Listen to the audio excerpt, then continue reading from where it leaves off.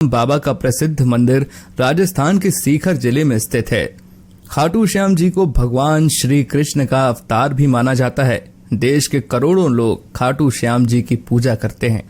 खाटू श्याम जी के मंदिर में हर वक्त भक्तों का तांता लगा रहता है और विशेष रूप से होली से कुछ दिन पहले सीकर जिले में खाटू श्याम जी का विशाल मेला आयोजित किया जाता है, जिसमें राजस्थान सहित अन्य प्रदेशों के श्रद्धालु भी बाबा के दर्शन करने आते हैं। खाटू श्याम जी की कहानी महाभारत काल से शुरू होती है, जिसमें उनका नाम बर्बरीक था। बर्बरीक भीम का पौत्र और घटोत्कच का पुत्र था। बर्बरीक बचपन से ही एक बहुत अच्छा योद्धा था। बर्बरीक ने अपनी मां से युद्ध कला सीखी थी। बर्बरीक देवी शक्ति का बहुत बड़ा भक्त था। एक बार बर्बरीक ने देवी शक्ति की कठोर तपस्या की। बर्बरीक की कठिन तपस्या से देवी शक्ति वहां प्रकट हुई। आंखें खोलो पुत्र। प्रणाम माते। तुम्हारा कल्याण हो पुत्र। मैं तुम्हारी तपस्या से अति प्रसन्न हूँ। बोलो, क्या वरदान चाहिए? माते, आपने तो मुझे दर्शन देके ही कृतार्थ कर दिया। अब तो बस एक ही अभिलाषा है, आप अपना आशीर्वाद मुझ पर सदैव बनाए रखिए, जिससे मैं अपना संपूर्ण जीवन दीन दुखियों की सहायता करने में व्यतीत कर सकूं। माँ, तथास्तु। तुम सदा दुर्बलों का सहारा बनोगे। मैं तुम्हें ऐसी शक्ति प्रदान करूंगी जो तीनों लोकों में किसी के पास नहीं है। पर याद रहे, तुम्हें इन शक्तियों का दुरुपयोग नहीं करना है। भगवती शक्ति ने बर्बरीक को 3 दिव्य बाण वरदान स्वरूप दिए। वे बाण अपने लक्ष्य को भेद कर वापस लौट जाते थे। इसी वजह से बर्बरीक अजय हो गया। बर्बरीक अपनी माता के पास पहुंचा और देवी शक्ति के दिए हुए वरदान के बारे में उन्हें बताया। माँ, मैं भी कौरव पांडव के युद्ध में जाना चाहता हूँ। मेरे युद्ध में जाने की बहुत इच्छा है। माँ। पुत्र बर्बरीक, मैं जानती हूँ तुम एक महान योद्धा हो, इसीलिए मैं तुम्हें रोकूंगी नहीं। पर मुझे वचन दो कि तुम्हारे का सहारा बनोगे। तुम युद्ध में हारने वाले की तरफ से ही लड़ोगे। मैं आपको वचन देता हूँ माँ कि मैं युद्ध में हारने वाले की ही तरफ से लड़ाई करूंगा। अपनी माँ को वचन देकर बर्बरीक ने घोड़ी पर सवार होकर और देवी शक्ति के दिए हुए 3 बाणों को लेकर रवाना हो गया। भगवान कृष्ण तो अंतर्यामी हैं। वो ये सब लीला होते हुए देख रहे थे। भगवान कृष्ण जानते थे कि बर्बरीक केवल हारी हुई सेना की तरफ से ही लड़ेगा, और वो ये भी जानते थे कि कौरवों को भी बर्बरीक के इस वचन के बारे में पता है।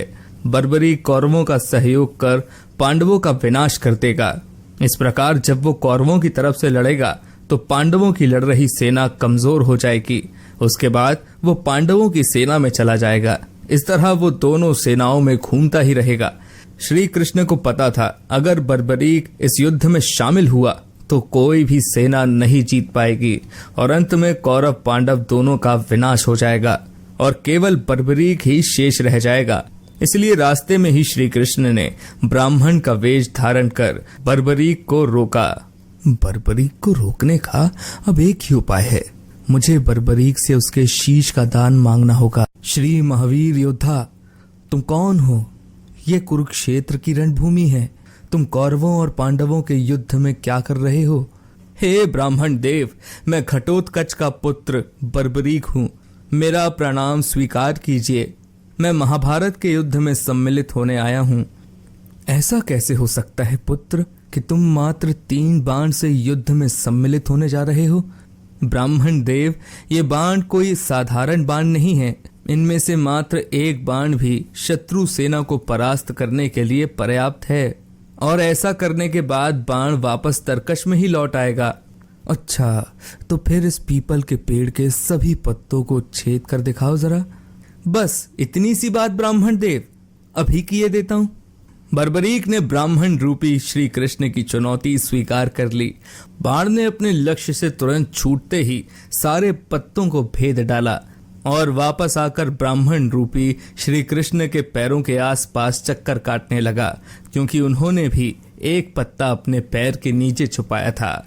ब्राह्मण राज, अपना पैर यहाँ से हटा लीजिए, वरना ये आपके पैर को भी भेद देगा।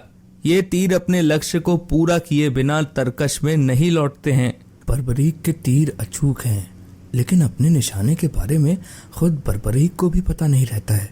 असली रणभूमि में अगर मैं सभी पांडव भाइयों को अलग अलग कहीं छिपा भी दूं ताकि वो बर्बरीक का शिकार होने से बच जाएं, तब भी बर्बरीक के तीर किसी को नहीं छोड़ेंगे। इन अचूक तीरों से कोई भी नहीं बच सकता है। हे वीर योद्धा, मैं तुम्हारे साहस की सराहना करता हूँ। मैं तुमसे दान स्वरूप कुछ मांगना चाहता हूँ। ब्राह्मण राज, अगर मेरे वश में होगा तो मैं आपकी इच्छा स्वरूप दान की अभिलाषा जरूर पूर्ण करूंगा। मैं वचन देता हूँ ब्राह्मण राज, आप मुझसे दान में जो भी मांगेंगे मैं आपको मना नहीं करूंगा। मुझे तुम्हारा शीश दान चाहिए पुत्र, क्या तुम ऐसा कर सकते हो? आप कौन हैं? मुझे अपना परिचय दीजिए। आप मुझे ब्राह्मण नहीं दिखाई देते, कृपया करके मुझे अपने वास्तविक रूप से अवगत कीजिए। बर्बरीक की प्रार्थना करने पर